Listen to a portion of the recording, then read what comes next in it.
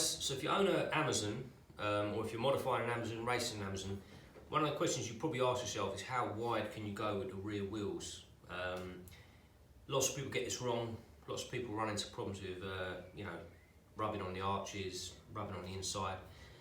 And I'm going to take you through a couple of the sort of critical considerations and critical measurements that you might want to take if you're doing this exercise yourself. So I'm going to start off. This is a 5.5J widened steel wheel from Brookhouse Volvo. It's an ET10 offset, which basically means the mating surface of the hub here is 10mm to the this side of the centre line, which gives it a positive offset. I'm not going to talk too much about offsets in this video. I'm going to mainly focus on using this sort of way of measuring, using a spirit level to determine the distance between the external sort of how much it protrudes and internally how much you can go back. Now, if you were to put this wheel on a standard drum, now I've lowered the car so that suspension geometry is near enough where it would be if the car was to sort of be standing on its own. The measurement between the rim and the ruler will be 4 centimeters. So it'd be, there'd be a 4 centimeter gap there. With this wheel, and for the purpose of this demonstration, I've put in a 1 centimeter spacer, and there's a reason I've done that. Is because I think that's roughly whereabout you want to be. So as I'm measuring now, between the rim and the spirit level, it's measuring 3 centimeters. And I think that's a pretty comfortable position to be.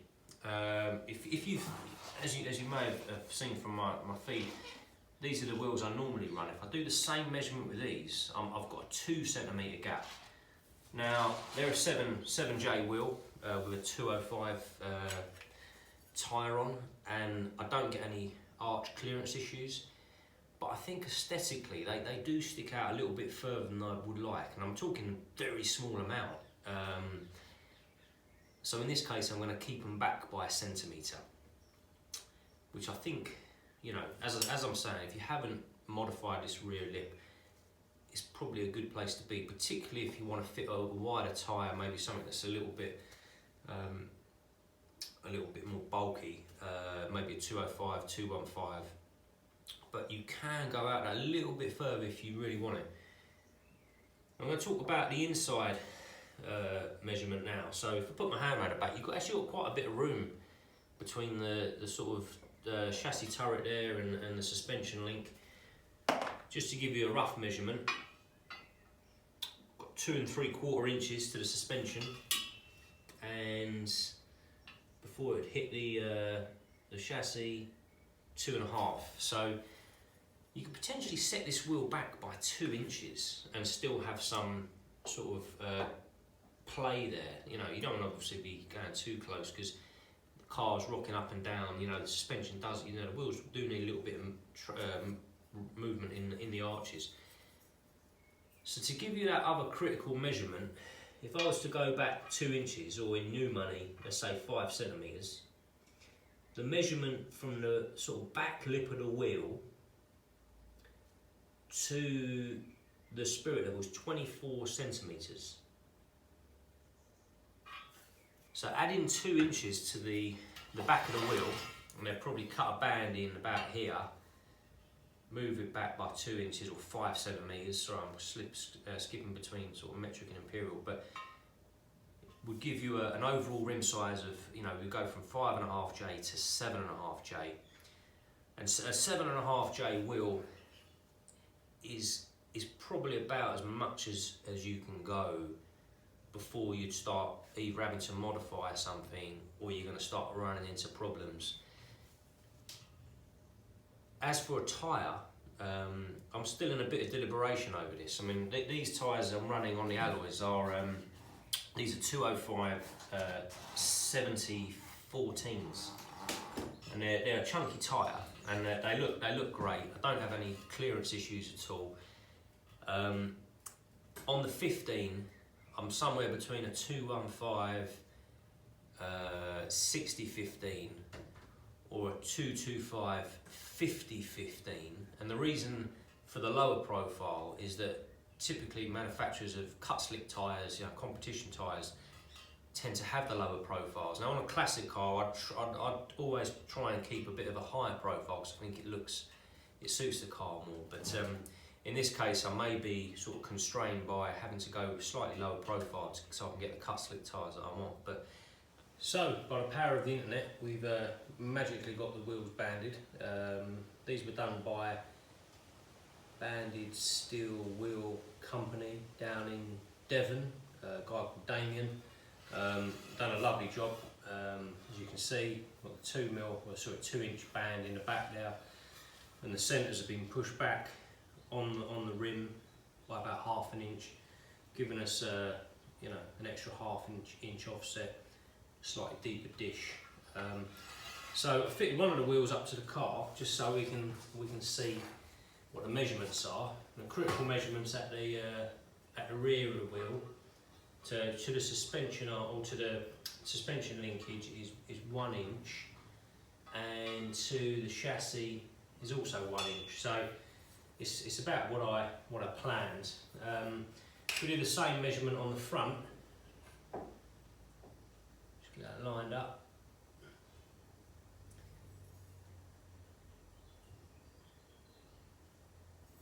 Shoot the right side of the ruler. Showing about 2.5 centimetres, so it's a little bit sticking out about ½ a centimetre more than I thought it would. But there's a different lip design on this wheel compared to the alloy wheel, so I don't think it's going to cause me too much of a problem. Now the tyres I've got are over here. These aren't actually the rear tyres, but they're actually a Toyo R888 tyre. I've got 195 55-15s on the front, and on the back there's a set, they're even wider than this, they're 225 50-15s. Now unfortunately, as the highest profile I could get, they're quite a chunky tyre though, so they're not going to look too skinny. I didn't want a low profile tyre on there. But the measurement of the rear tyre is about 9 inches wide. Now if you know, for argument's sake, if I chuck a ruler in there, the actual width of this wheel is about 8.5 inches, sort of lip to lip. It's a 7.5J wheel, but that's not the actual outside measurement, so it's about 8.5 inches. So I don't see why I'd have any problem getting a 9-inch tyre, 9-inch wide tyre under there. It's going to be interesting. So I'm going to go and get the tyres fitted, and before I do that, I'm probably going to give the inside of the wheel a coat of epoxy paint just to seal it up, make sure it doesn't rust in there. But when I get the wheel, with the tyre fitted on the wheel, I'll come back again and see if we've got any fitment issues. Fingers crossed. So here we go, tyres on. Got the 225 50-15 on the 7.5J rear wheel, and it looks like it fits perfectly, to be honest. If I put my hand around the back, I can get a finger in between the tyre and the suspension link. Do the same on the back as well. I'll post up some pictures of the amount of clearance you get. It's about 1 inch on the rear. On the front, if I was to do my little trick with my spirit level, you know, you can see you've got a couple of centimetres into the actual tyre, and obviously you've got the 3 centimetres into the rim. The actual lip of the wheel arch is a couple of centimetres, and it sort of tails off at the top here. And I've had a good look, and I can't see any issues with clearance there. Just to give you an idea of the size of these tyres, if I compare them to my alloy wheel, my road wheel, and I'll give you a sort of side by side. Clearly, it's much wider. It's nearly, I think it's 9 inches. This is a taller tyre. It's probably taller by about 3/4 of an inch. It's not as wide, obviously, and it sort of chamfers in more, so you've got actual a lot less, you know, you compare that. You've got 6 inches of contact surface there, and on this you've got 8.5 inches. So, you know, it's a significant, significantly more amount of contact surface on these tyres. And of course, you know, they're super sticky as well. They're they're a Toyo Proxy R888, you know, semi-slip race tyre basically. So I'm hoping, you know, with the extra power of this car, these tyres are going to give me much better traction. I'll know that at the end of July because I've got the car booked in for a no prep drag event at Linden Hill, which should be interesting. I'm going to trailer the car to that event because with the extra grip of these tyres, I'm now worried about blowing up my gearbox or my transmission. So every performance modification you make on the front, they've gone on quite nicely as well.